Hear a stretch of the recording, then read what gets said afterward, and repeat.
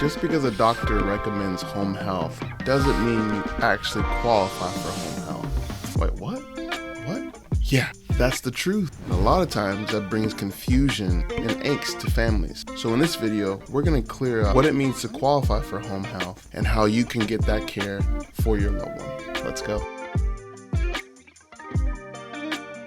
So let's break down what does it mean to qualify for home health, and let's put it in 4 categories. First one is doctor's care, second one is homebound requirements, third is skilled services, and last is coverage rules or criteria. Let's break that down. So in order for you to get home health services, there has to be a doctor who oversees the care. Now the doctor has to oversee the need for home health services because it is a Medicare or through insurance, it's a certified need for skilled services for your loved one. So that means nursing, therapy, physical therapy, occupational therapy.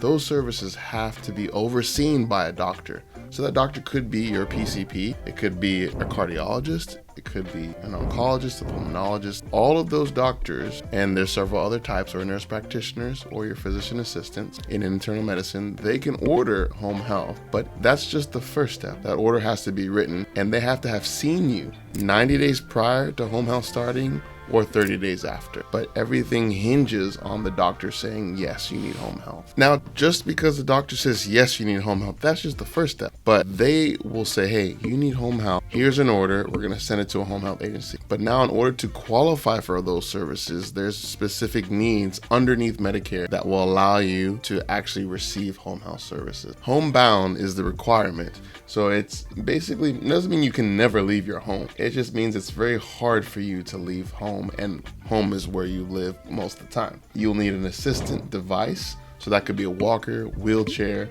or another person to help you go to and fro. And so that homebound status must be met. Now, a lot of questions we get is, can you drive? Yes, you can drive to certain specific places. But while you're driving, you also probably need assistance when you're getting out of the car. Third box is the skilled services. Now, when you're talking about skilled services, it means those people who've gone to school to be either a nurse, physical therapist, occupational therapist. It's not someone who just needs to help you with daily tasks, cleaning up the kitchen or cleaning up your room, your living room, making your bed. Those are not skilled tasks. And so if insurance is going to cover for these services or Medicare, it has to be someone who is a nurse, therapist, and they have to meet their Practice Act guidelines to perform care at home. And so when you're looking at home care services, this is where it's non-skilled. And then you have the healthcare or the home health side, that's more skilled. And so that's just one of the things that needs to be checked off. Last part is the fourth part, which is coverage rules. So you have so many different people who pay for those services, or I may not say people, but entities, which is Medicare,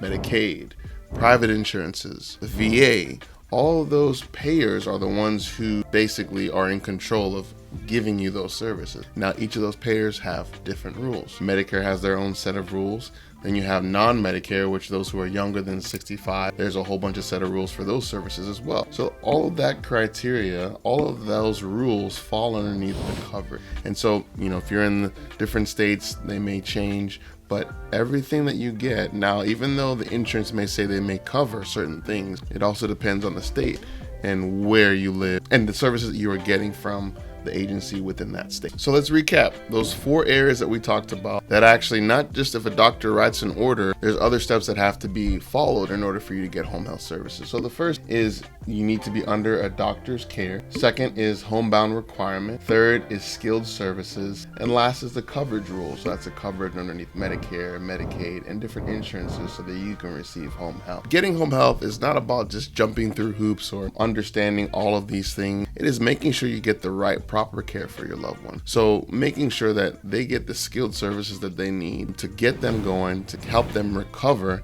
and to become independent and getting back to what they love to do. So if you like this information, please like and subscribe. We are going to be live every Tuesday for you to watch and also chime in if you have questions. We're located in the Dallas-Fort Worth area. So if you need services, home health, hospice, veteran care, personal care, all the cares at home that you could think of, reach out to us, give us a shout, and stay tuned for some more content like this. God bless. See you guys next time.